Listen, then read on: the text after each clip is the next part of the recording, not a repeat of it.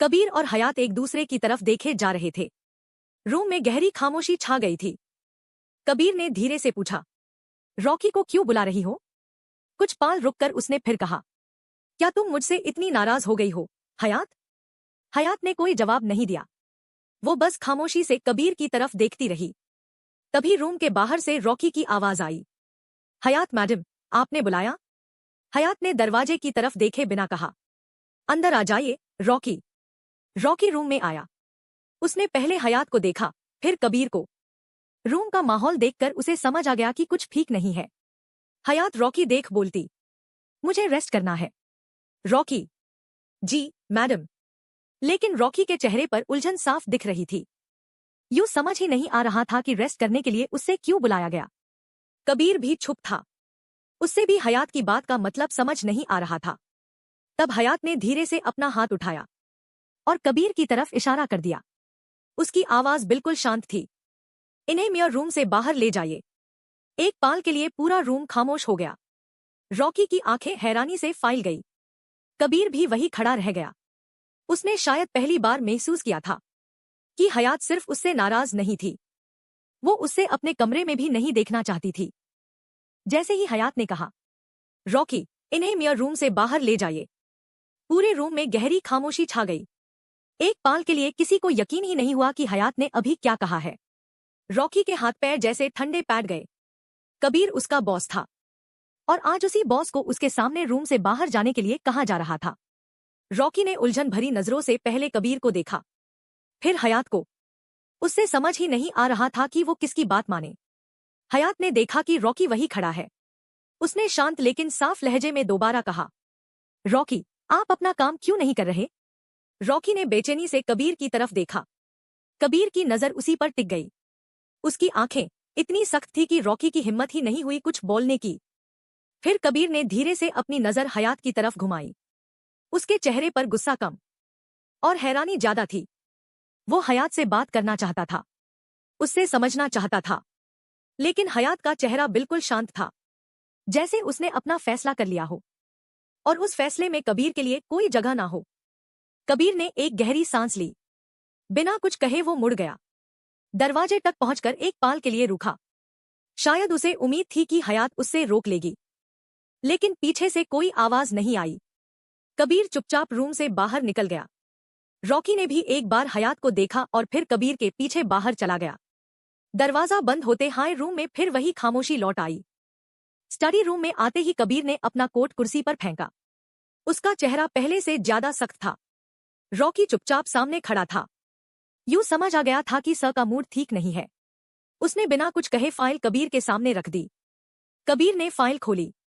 Entry list, exit list, CCTV timing. अचानक उसकी नजर एक वक्त पर रुक गई। उसकी भाएं सिकुड़ गई। कबीर, एक मिनट। जब हयात लाइब्रेरी में थी, उस वक्त तो उसकी साइकोलॉजी की क्लास चल रही थी। क्लास के टाइम वो लाइब्रेरी में क्या कर रही थी? रॉकी ने तुरंत फाइल दोबारा देखी, लेकिन उसके पास कोई जवाब नहीं था। सॉरी सर, मैंने इस एंगल से सोचा ही नहीं। यही जवाब सुनते ही कबीर का सब्र टूट गया। उसने फाइल जोर से टेबल पर रख दी। कबीर, एग्जैक्टली, तुमने सोचा ही नहीं। रूम में उसकी आवाज गूंज उठी। रॉकी खामोशी से सर झुककर खड़ा रहा। कबीर की आंखों में गुस्सा साफ दिख रहा था।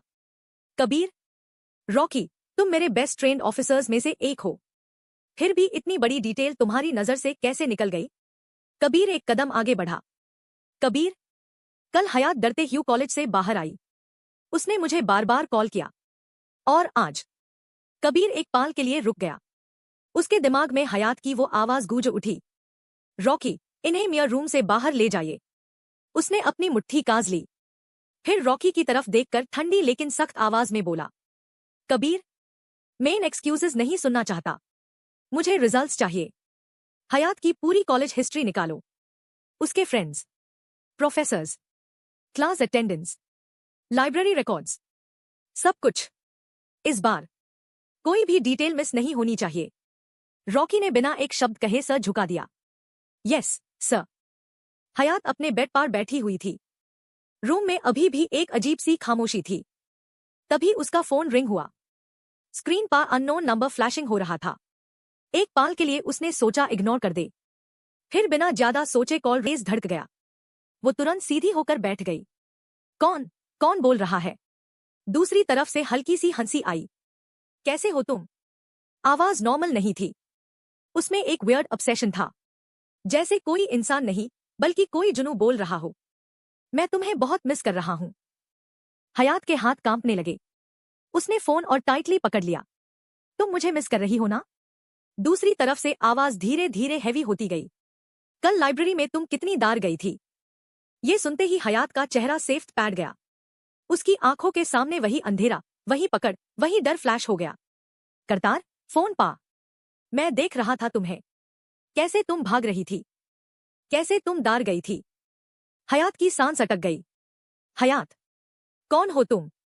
क्या चाहते हो तुम मुझसे? दूसरी तरफ से आवाज और धीमी हो गई। मैं तो बस तुमसे प्यार करता हूं हयात, बहुत ज्यादा।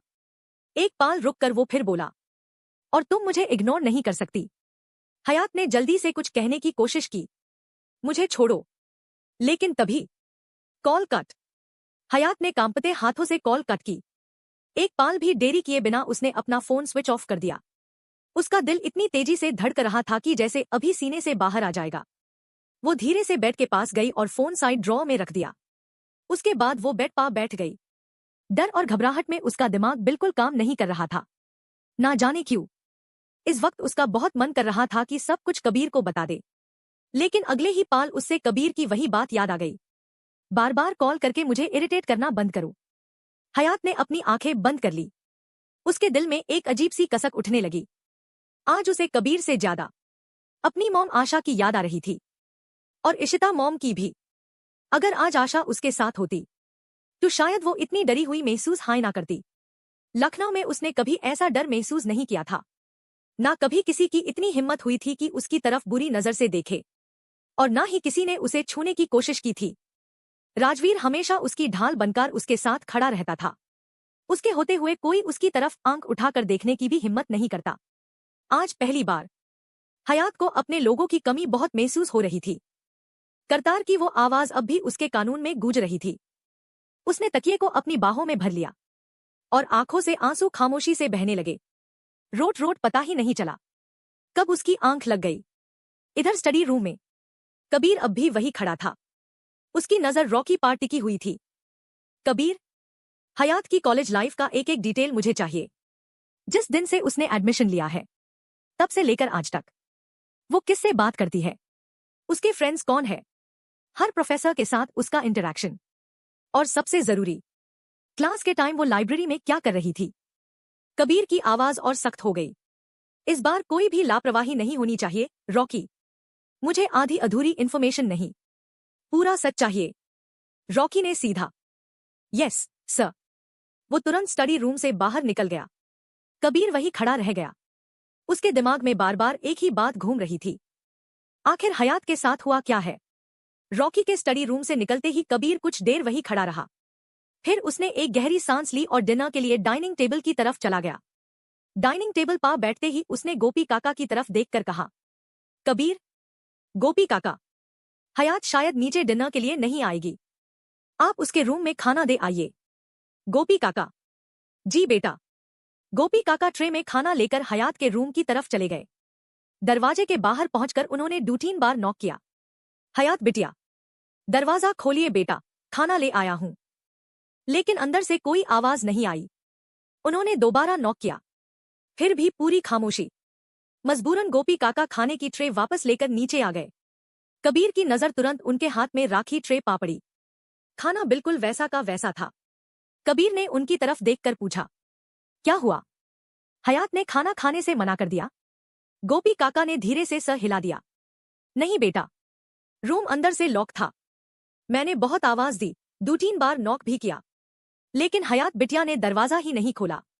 ये सुनकर कबीर का चेहरा गंभीर हो गया। यूज याद था, हयात की तबीयत पहले हाई ठीक नहीं थी, और अब उसने डिनर भी नहीं किया। कबीर बिना कुछ कहे अपनी कुर्सी से उठ खड़ा हुआ।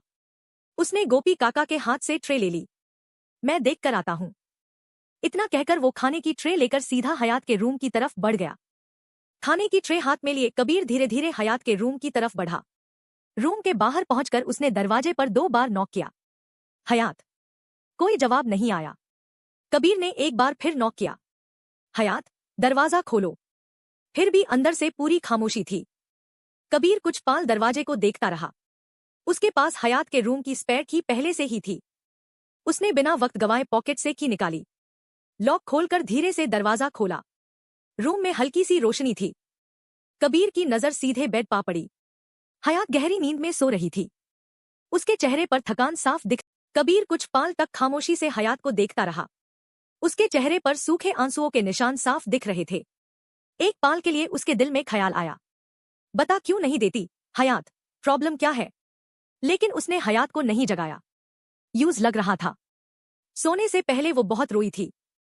कबीर ने चुपचाप ट्रे उठाई और रूम से बाहर निकल गया। अगली सुबह ब्रेकफास्ट टेबल पर कबीर खामोशी से ब्रेकफास्ट कर रहा था। उसकी नजर बार बार सीढ़ियों की तरफ चली जाती। शायद पहली बार वो बिना कहे हयात का इंतजार कर रहा था। कुछ देर बाद हयात नीचे आई। उसने सिंपल टी शर्ट और पजामा पहना हुआ था। उसका चेहरा बिल्कुल शांत था। कबीर ने एक नजर उसकी तरफ देखा। उसके कपड़े देखकर ही समझ गया, आज वो कॉलेज जाने के लिए रेडी नहीं है। लेकिन उसने कुछ नहीं पूछा। दोनों चुपचाप ब्रेकफास्ट करते रहे। डाइनिंग टेबल पास सिर्फ चमाचों की हल्की सी आवाज सुनाई दे रही थी। ब्रेकफास्ट खत्म होते ही कबीर ने गोपी काका की तरफ देखा। गोपी काका, आपने 2 दिन की छुट्टी मांगी थी ना? आज यही रुकिए, कल मीरा को लेने चले जाइएगा। जी बेटा। कबीर ने सर हिलाया और ऑफिस के लिए निकल गया। बाहर जाते वक्त उसने रॉकी को रोक लिया। उसकी आवाज हमेशा की तरह सख्त थी। हयात की पाल पाल की खबर मुझे चाहिए। एक भी बात मिस नहीं होनी चाहिए। Yes sir. ऑफिस पहुंचने के बाद भी कबीर का ध्यान काम में पूरी तरह नहीं लग रहा था। उसके दिमाग में बार बार एक ही सवाल घूम रहा था, आखिर हयात मुझसे क्या छुपा रही है? तभी उसका फोन बज उठा। स्क्रीन पर एक इंटरनेशनल नंबर फ्लैश हो रहा था। कबीर ने कॉल रिसीव की। हेलो। दूसरी तरफ से एक लड़की की आवाज आई। हेलो सर, मैं अनन्या बोल रही हूं, हयात की फ्रेंड। मैंने कल से हयात को बहुत बार कॉल किया, लेकिन उसका फोन स्विच ऑफ आ रहा है, इसलिए मजबूरन आपको कॉल करना पड़ा। क्या मेरी हयात से बात हो सकती है? ये सुनकर कब? Stay tuned to be continued. Like, subscribe and follow for more.